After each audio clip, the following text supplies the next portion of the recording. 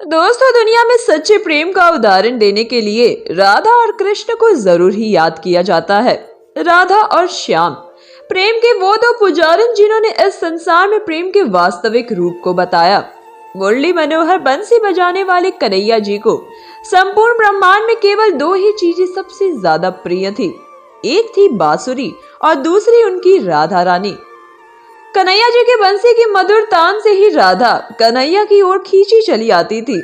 अतः राधा कृष्ण का प्रेम संसार को एक नई प्रेरणा देने वाला रहा है। लेकिन दोस्तों, एक समय वो भी आता है जब राधा और कृष्ण को एक दूसरे से हमेशा के लिए अलग हो जाना पड़ा। आज के इस वीडियो के माध्यम से हम जानेंगे कि आखिर श्री राधा जी की मृत्यु कैसे हुई। एक बार फिर से मैं आपका स्वागत करती हूँ द फैबुलस इंडिया में। दोस्तों, कृष्ण के वृंदावन छोड़ने के बाद से ही राधा जी का वर्णन बहुत कम हो गया।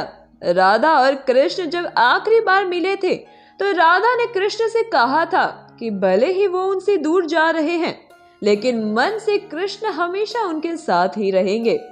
इसके बाद कृष्ण मथुरा गए और कंस और बाकी राक्षसों को मारने के बाद प्रजा की रक्षा के लिए कृष्ण द्वारका चले गए और द्वारकाधीश के नाम से लोकप्रिय हुए। जब कृष्ण वृंदावन से निकल गए थे तब राधा की जिंदगी ने एक अलग ही मोड़ ले लिया था।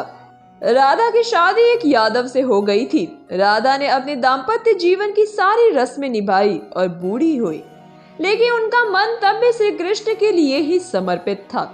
कर्तव्यों से मुक्त होने के बाद जब राधा जी आखिरी बार अपने प्रियतम कृष्ण से मिलने गई, जब वह द्वारका पहुंची तो उन्होंने कृष्ण के रुक्मिणी और सत्यभामा से विवाह के बारे में सुना, लेकिन वह दुखी नहीं हुई। जब कृष्ण ने राधा को देखा तो वह बहुत प्रसन्न हुए। राधा जी को कान्हा की नगरी द्वारका में कोई नहीं पहचानता था। राधा के अनुरोध पर कृष्ण ने उन्हें महल में एक देविका के रूप में नियुक्त कर दिया। राधा दिन भर महल में रहती थी और महल से जुड़े कार्य को देखती थी। मौका मिलते ही वह कृष्ण के दर्शन भी कर लेती थी, लेकिन महल में राधा ने श्री कृष्ण के साथ पहले की तरह आध्यात्मिक जुड़ाव महसूस नहीं कर पा रही थी। किंतु अब ये कृष्ण पहले वाले कान्हा जैसे नहीं थे, जो वृंदावन की गलियों में मदमस्त घूमते हुए बांसुरी बजाया करते थे। ये कृष्ण तो अब अपने राजपाट और अन्य कार्यों में व्यस्त रहते थे। दूसरी ओर राधा तो अपने पुराने वाले कन्हैया को ही याद करती थी, जो उनके साथ हंसता खेलता था, बांसुरी की मीठी धुन सुनाया करता था। कृष्ण को वैसा ना पाकर, उनका ऐसा साथ ना पाकर राधा का मन और अधिक व्याकुल रहने लगा। इसलिए राधा ने महल से दूर जाने का तय किया। उन्होंने सोचा कि वह दूर जाकर दोबारा श्री कृष्ण के साथ गहरा आत्मीय संबंध स्थापित कर पाएंगी। उन्हें पता नहीं था कि वह कहाँ जा रही है, लेकिन भगवान श्री कृष्ण जानते थे। धीरे धीरे समय बीता और राधा बिल्कुल अकेली और कमजोर हो गई। उस वक्त उन्हें भगवान श्री कृष्ण की आवश्यकता पड़ी। आखिरी समय में भगवान श्री कृष्ण उनके सामने आ गए। कृष्ण ने राधा से कहा कि वह उनसे कुछ भी मांगे, लेकिन राधा ने मना कर दिया। कृष्ण के दोबारा अनुरोध करने पर राधा ने कहा कि वह आखिरी बार उन्हें बांसुरी बजाती हुई देखना चाहती है।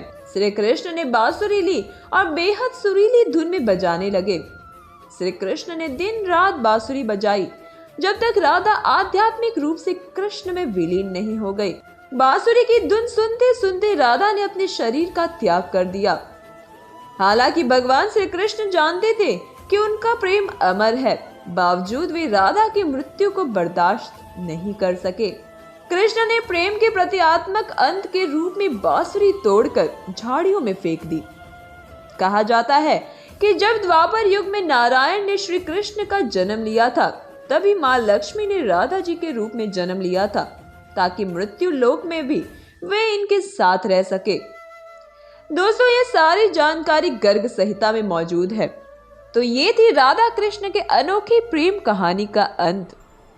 अगर आपको आज का वीडियो पसंद आया हो तो लाइक, शेयर, सब्सक्राइब करना मत भूलिएगा। बाय बाय, फिर मुलाकात होगी ऐसे एक वीडियो के साथ। तब तक बने रहिएगा हमारे साथ।